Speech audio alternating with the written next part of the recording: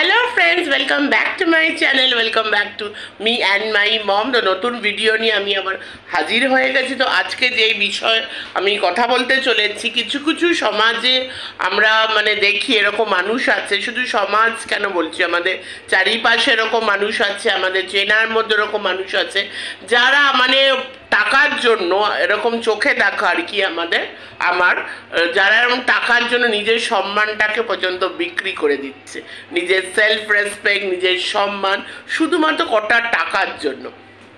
তো এইসব মানুষকে কি আর বলবো, বলার বাইরে। এইসব মানুষ যখন দেখি না কোনো মানুষ নিজের সম্মানের সম্মান থেকে বেশি নিজের সম্মানটাকে বিক্রি করছে টাকার জন্য, কটা কিছু ইনকাম করার জন্য, তো এই সব মানুষকে কি বলবো, আমি কোনো খারাপ কথা তো আমি ইউজ করতে চাই না, কিন্তু এই সব মানুষরা কি বলতো কোনো দিনও তাদের, আমি বলবো তাদের, তারা যদি দেখায় যে তাদের খুব সম্মান ছিল, খুব সম্মান নিয়ে তারা বাঁচে, আসলে কি বলতো তাদের কোনো দিনই সম্মানই ছিল না। তারা এরকমই, যারা এরকম হয় তারা প্রথম থেকে এরকম হয়। ওই যে বলে না, আগে আমি এরকম ছিল এখন আমি বদলে গেছি, বদলানো এগুলো কিছু হয় না। ব্যাপারটা হলো যারা ওরকম হয় না তারা প্রথম থেকেই হয়, যারা দোগলা হয় তারা প্রথম থেকেই দোগলা হয়, যারা বেঈমান হয় তারা প্রথম থেকেই বেঈমান হয়। সো এইবার এরকম অনেক মানুষ আছে যে আমিও দেখেছি নিজের চোখে, এই সমাজে তারা বাস করছে আর কি। ধরো কোনো মানুষ, কোনো আরেকটা মানুষকে, অপোজিট আরেকজন মানুষকে জঘন্যভাবে কথা বললো, জঘন্যভাবে আক্রমণ করলো, তার চরিত্র নিয়েও কথা বললো, কিন্তু আবার পরবর্তীকালে দেখা গেছে যে সেই মানুষটার সাথেই সে কিন্তু হাত মেলাচ্ছে। কিসের জন্য? না কটা টাকার জন্য, কটা ইনকামের জন্য, যে তার থ্রু দিয়ে তার হয়তো বেশি, তার হয়তো আরও বেশি সে সাকসেসফুল হতে পারে, সে হয়তো আরও বেশি টাকা কামাতে পারে, তাই জন্যই সে তার সাথে কিন্তু হাত মেলায়। একটুও ভাবে না এই মানুষই আমাকে কি না কি আমাকে বলেছে, তাই না?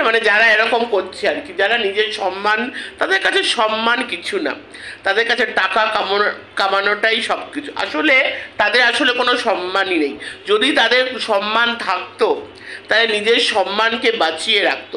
একটা নারীর কাছে না, এই যে বলে না যে গয়না হলো জুয়েলারি, একটা নারীর সব কিছু, কিন্তু আমি তো বলবো একটা নারীর সেলফ রেসপেক্ট, আত্মসম্মানই সব কিছু, এর থেকে উপরে আর কিছু হতে পারে না। যেই নারী নিজের সম্মান হারিয়ে ফেলে, যে নিজের সেলফ রেসপেক্ট হারিয়ে ফেলে, যার কোনো সম্মানই নেই, সে হয়তো নিজেকেই সম্মান করে না, সে অন্য কাউকে কি করে সম্মান করবে, সে নিজেকেই সম্মান করে না। তাই জন্য সমাজের এই ধরনের মানুষদের দেখলে আমার প্রচণ্ড মনে হয় এরা কি ধাতু দিয়ে তৈরি, কি ম্যাটেরিয়াল দিয়ে তৈরি তারা, যে নিজের সম্মান পর্যন্ত রক্ষা করতে পারে না। এবার অনেকে আছে খুব বড় বড় কথা বলে, যে খুব বড় বড় ভাষণ, খুব বড় বড় কথা, যে কিনা তাদের তাদের সেলফ রেসপেক্টই সব কিছু, তারা যে এটা করছে ঠিক, তাদের একটা ডিগনিটি আছে।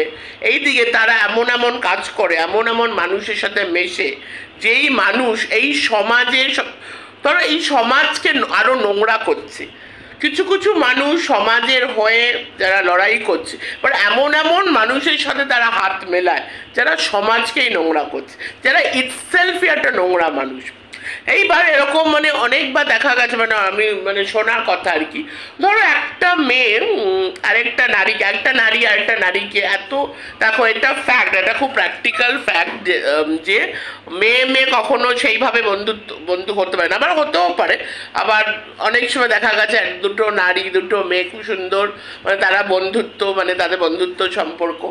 এইবার ধরো এরকম মানুষ আছে, ধরো একজন একটা নারী আরেকটি নারীকে তাকে চরিত্র হরণ করে শেষ করে দিয়েছে।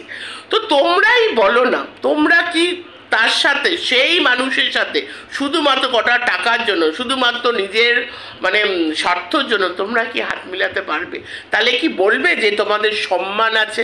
তাহলে তো এটা বলতেই হবে, তোমরা তোমাদের সম্মান বিক্রি করেছো, তোমরা বিক্রি করেছো, নিজেকে বিক্রি করে দিয়েছো। তাহলে যে আমাদের অসম্মান করে, যে আমাদের চরিত্র নিয়ে কথা বলে, তার সাথে কি কখনো আমরা হাত মিলাতে পারবো? এরকম নানা কেসে এরকম দেখা গেছে, যেরকম অফিসেও এরকম হয় যে ধরো এরকম অনেক শুনেছি আর কি, কম্প্রোমাইজ করে, অনেক মেয়েরা এরকম আছে কম্প্রোমাইজ করে টাকা, যাতে একটা বেটার প্রমোশন পাওয়া যায়, যে আরও উঁচু পদে, মানে বুঝতেই পারছো কী ধরনের কম্প্রোমাইজে, সেটা অফিসে কর্পোরেট ওয়ার্ল্ডের ক্ষেত্রে এরকম অনেক কিছু আমরা শুনেছি কর্পোরেট ওয়ার্ল্ডের ব্যাপারে।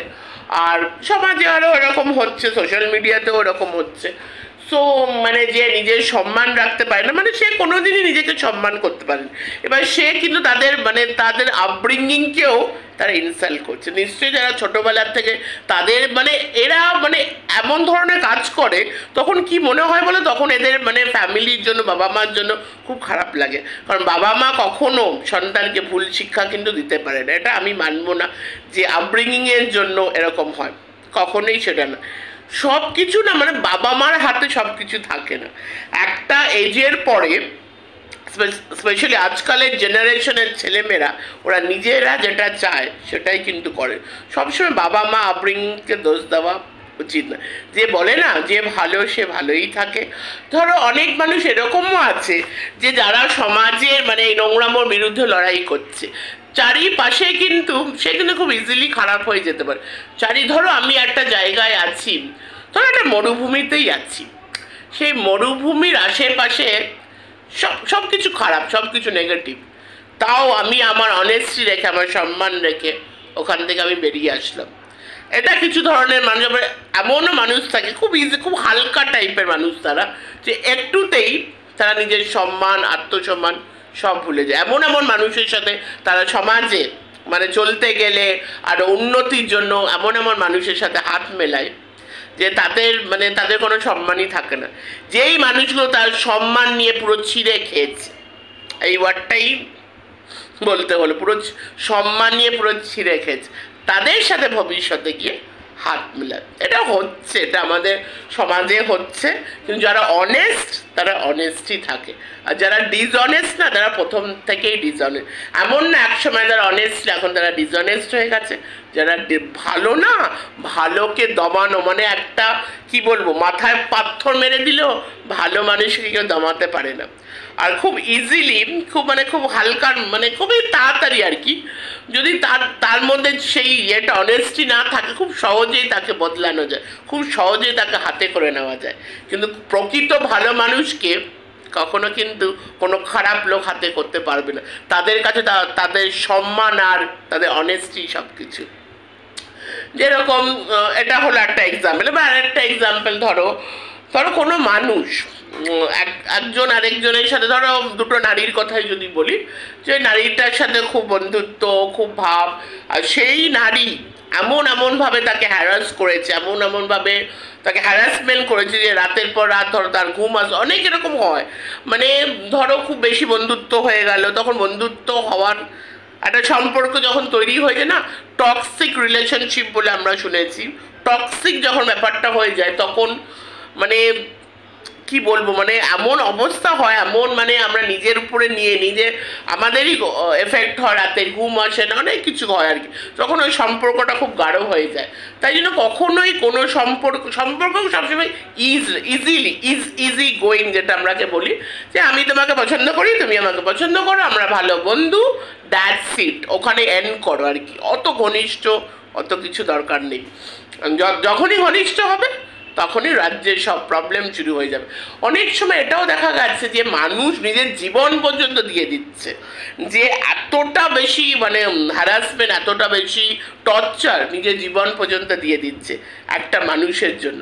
আবার পরবর্তীকালে সেটাও দেখা গেছে যে সেই মানুষটার সাথে আবার সেই মানুষটা হাতও মিলিয়েছে। আরে এই দুনিয়া হ্যায় ভাই, দুনিয়া এসেই চলতি হ্যায়। কিন্তু সৎ যারা, অনেস্ট যারা, তাদেরকে কেউ দমন করতে পারবে।